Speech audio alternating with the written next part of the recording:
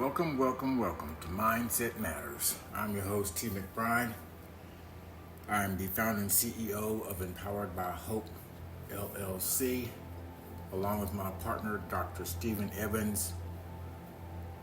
He's the founder of Stephen Evans Consulting, LLC.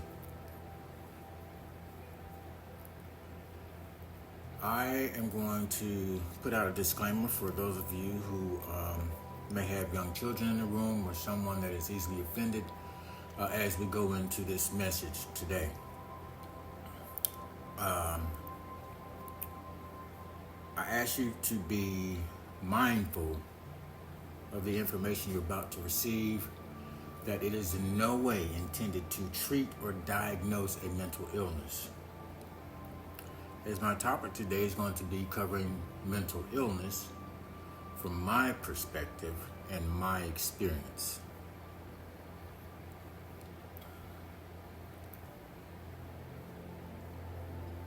I joined what's called, I'm going to be giving you some information with some acronyms, which I will explain what the acronyms are for those of you who have never been in the mental health field. I worked in mental health for a little over 30 years.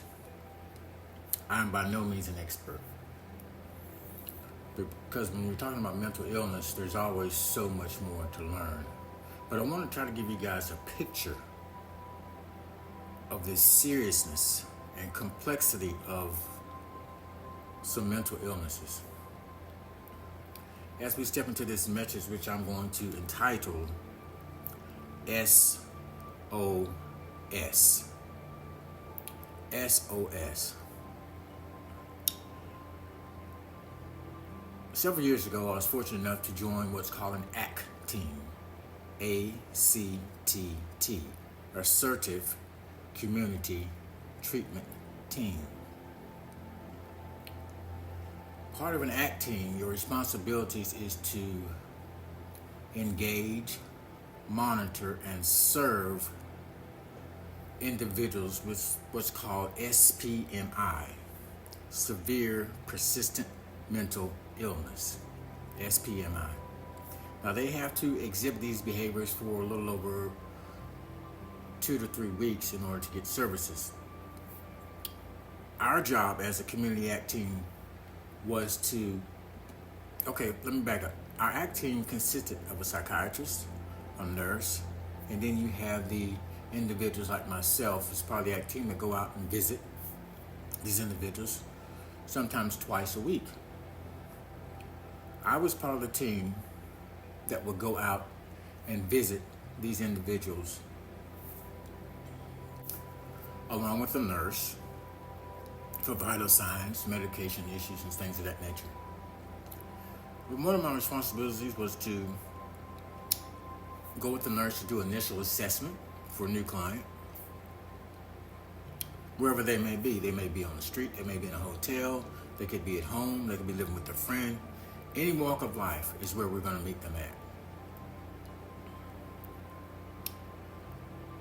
at. Some of these individuals are reluctant to our care, to our advice, to our interactions, to our interventions. Some can be very threatening, very violent, and just disoriented. So I'm going to share a story with you from a personal experience. This is my story. So we meet every morning, round table, and we decide which clients we're going to see, which attention we're going to focus on first for an individual client. And then we have the potential new clients that we have to engage. So I was going out this particular morning to interact with a new client that has never been seen before. But I was told ahead of time that this individual has eluded or run away most of her caretakers. So I'm like, okay, here we go. So along with my nurse, drive out to this location at this address, and it's a little I guess, shack, you could say, beside the road. We're wearing our DPP equipment and all that kind of stuff. And I go towards the house, and normally the males are the first one to enter for safety precaution reasons. It's understandable. And I notice the door is open, wide open. As I peek into the door, I see a female laying on the couch on her back,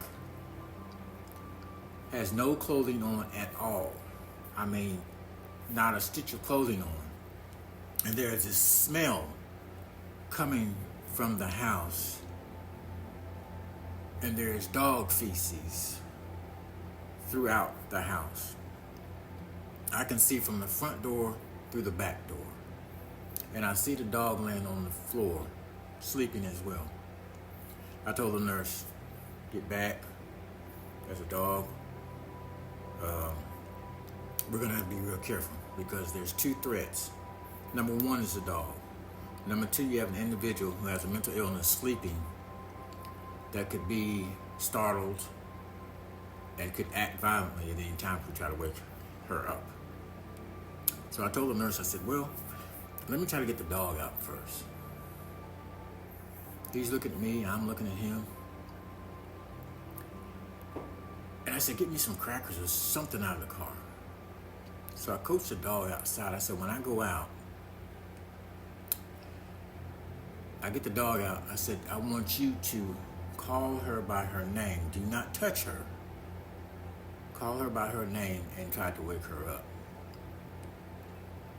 So the nurse creeps in. She calls the individual by her name. She moves around a little bit. She finally wakes up. Immediately, she starts cussing us out. What the F are you doing in my house? Who are you? Blah, blah, blah, and so forth and so on. So I go back in the door, and the nurse is standing there trying to coach this individual and identify us, so forth and so on. She finally sits down. I asked the nurse, I said, could you ask if she has any clothes to put on? So the nurse finds her something to put on. She puts it on and she talks to the individual. Like I said, she tells her who we are. She sees me come back in the house, and immediately, who is this skinny MF in my house? You gay mother, so forth and so on. And of course, I've heard it all before. Didn't bother me. I'm standing there letting the nurse do her job. I'm here for support at this point. So my nurse is taking her vital signs, so forth and so on. At the meantime, I'm in the kitchen. I'm looking for food. I'm looking for her medications that she may have. And I see nothing. Nothing at all. So I told the nurse we're really going to have to put forth some effort for this. So I did let this individual know that, hey, I will be coming back to see you at least once a week.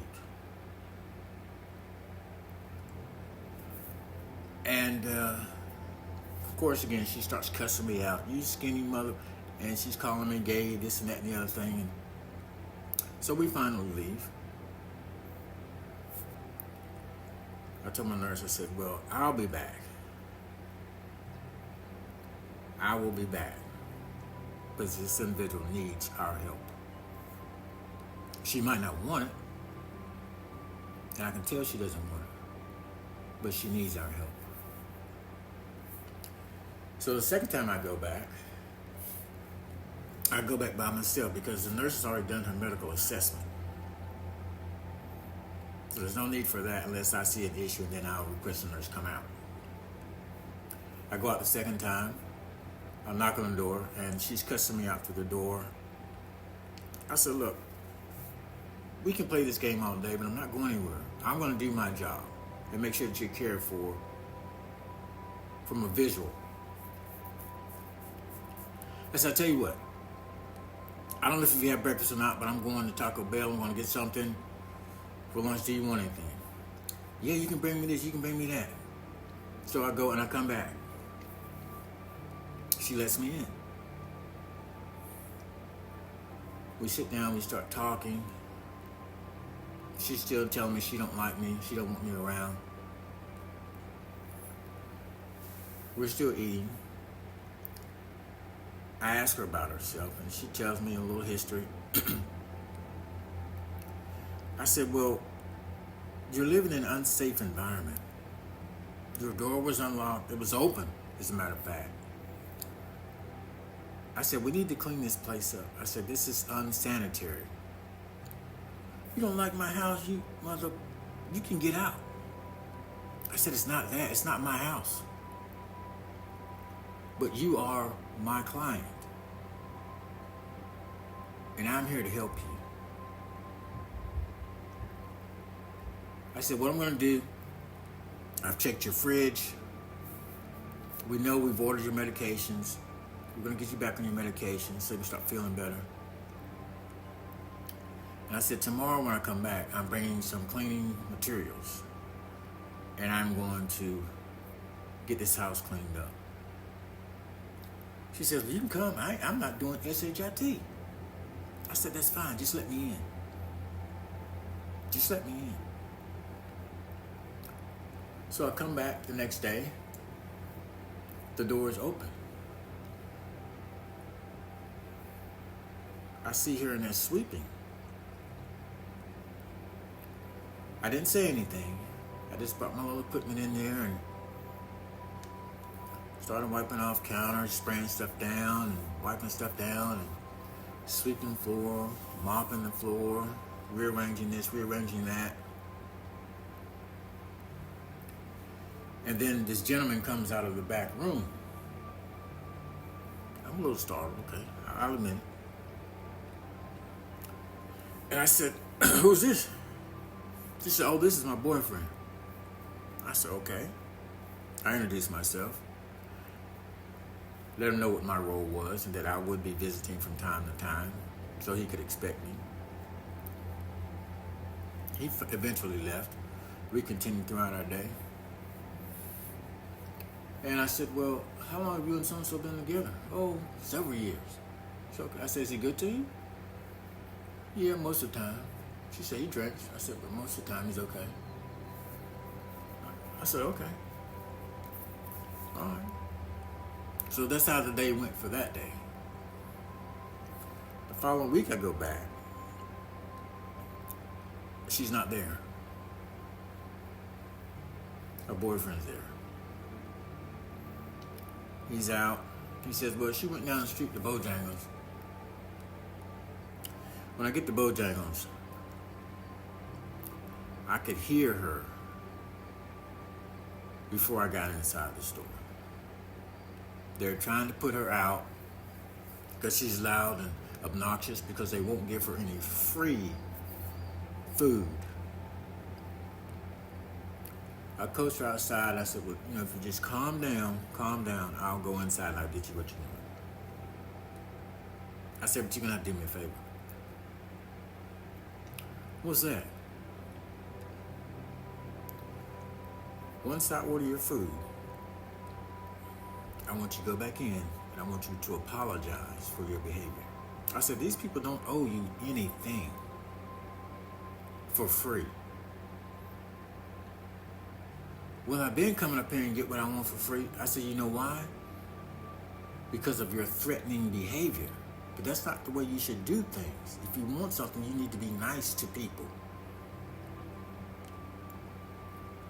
Well, I just want my food. I said, and you'll get your food on the conditions that I just stated. So she stood outside while I ordered her food.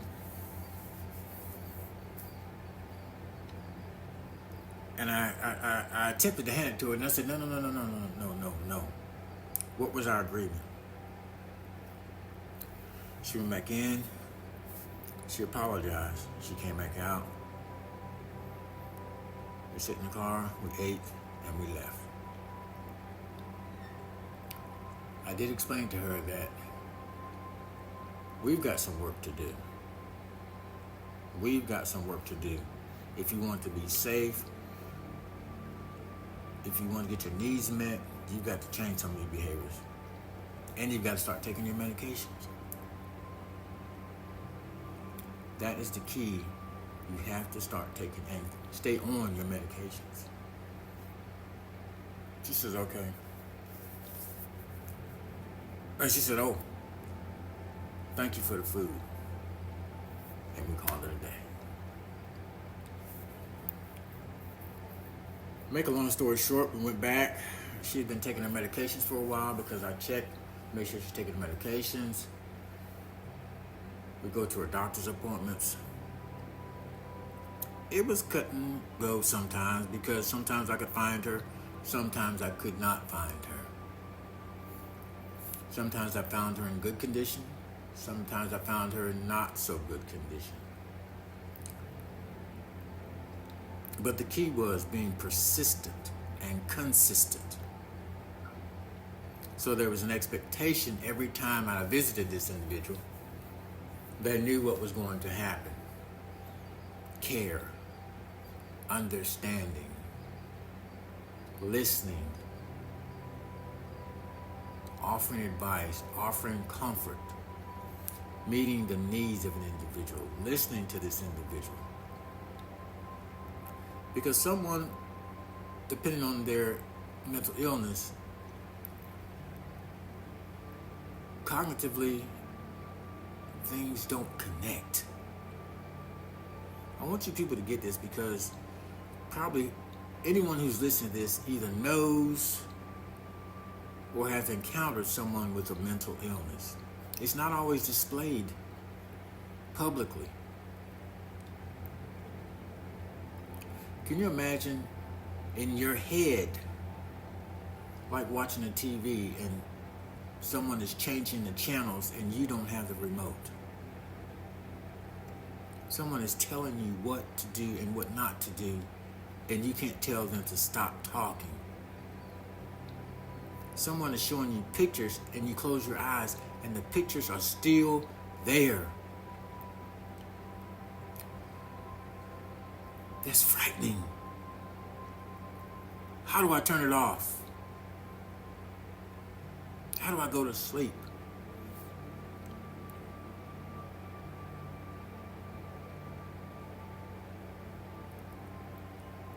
That's what the medication's for. It's to tone down those voices. The audio, the visual, hallucinations.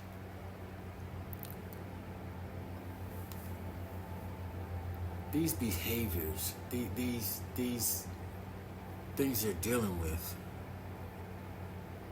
aren't pleasant at any aspect. You can't look at someone and say they have a mental illness unless they're displaying it at this point, at that particular time. But if you are in contact, in proximity of someone that has a mental illness and you know that something's not right, be kind, be patient, be understanding. Try to offer assistance. These type of people don't get the love and care that they need all the time. Most people turn their head and go the other way.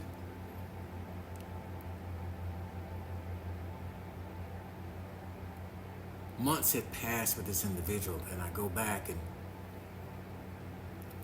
she's putting up curtains. Wonder why you think that is. She's putting up curtains.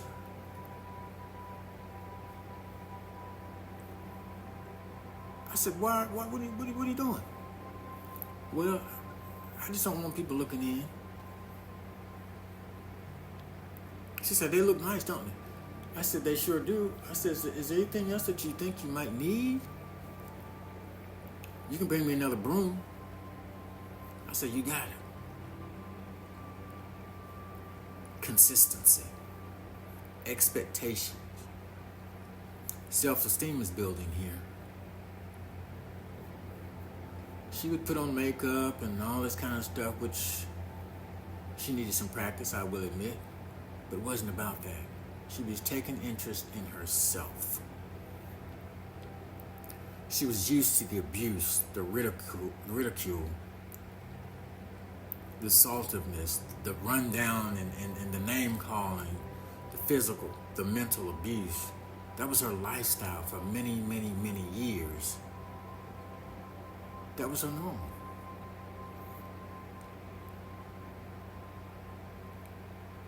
But seeds were planted that she could do whatever she wanted to do. She could be whatever she wanted to be. She could go somewhere and be respectful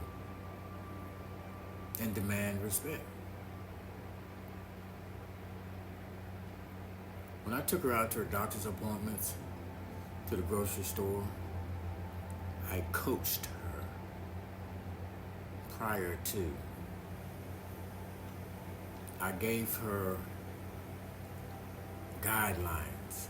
I set limits. I lifted her up to where she felt good about herself.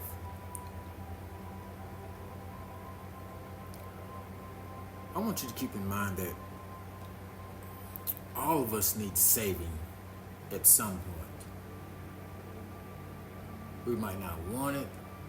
We might not acknowledge it. We might not even identify it. But we all need saving.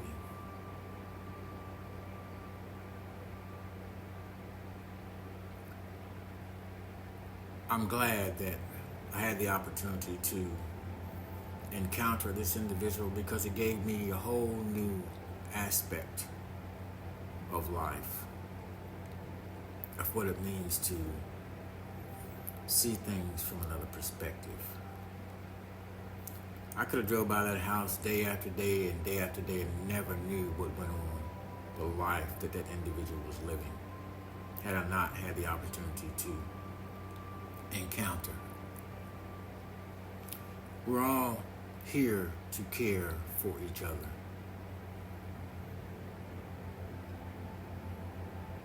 Remember that. We're all here to care for each other. And I'm glad that I was given the opportunity to save this individual, to throw a lifeline to this individual. Not from a religious standpoint. That would come later. But I had to meet a need in the natural first. Mental illness is on a rise in our country, but we need to start putting more effort into getting to know these people. We can't avoid them. We can't continue to shut them out. And we can't continue just to lock them up.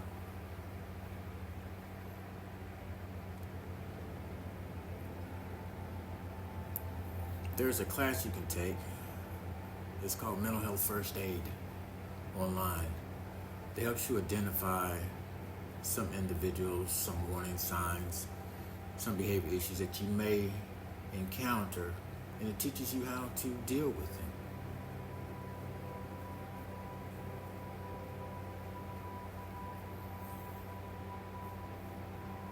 Because you don't have to be born with a mental illness.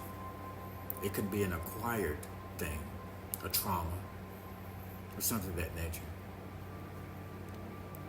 Which I've encountered people on many occasions that were professors, and all of a sudden they're roaming the streets from a traumatic event. So let's learn to be kind to each other. A little bit more understanding, a little more patience. Throw them a lifeline.